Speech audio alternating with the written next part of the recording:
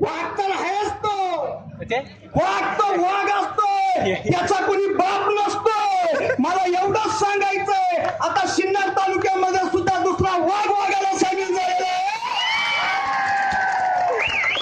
आणि ही वाघांची टोळी मिळून सांब्यांचा खात्मा केल्याशिवाय राहणार नाही, हे मी तुम्हाला या ठिकाणी जाहीरपणे सांगतो.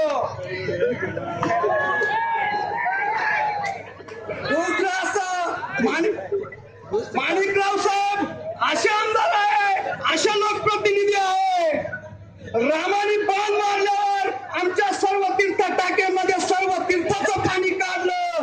पण या ठिकाणी जर आमदार साहेबांनी लाथ मारली तर जरी दुष्काळाचा भाग असेल पण या ठिकाणी पाणी पाणी केल्याशिवाय राहणार नाही, हे मी तुम्हाला या ठिकाणी जाहीरपणे सांगतो.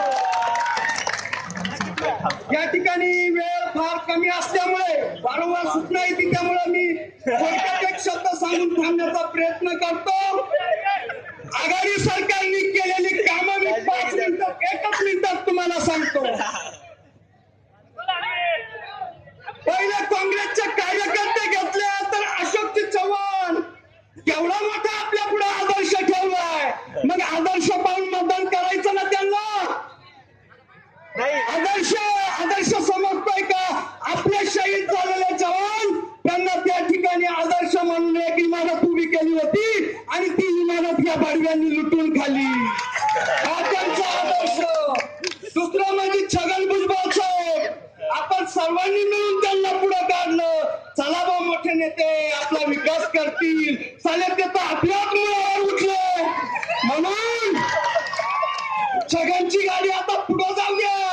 मुंबईवरून आली येवल्याला नाशिकला, आता इथून पुढे जाऊ द्या, इथं थांबवल्या मजा नाही. अजित पवार साहेब यांनी काय केलं, यांना आपण उपमुख्यमंत्री केलं, तर मुठून बांधारे भरायला लागले,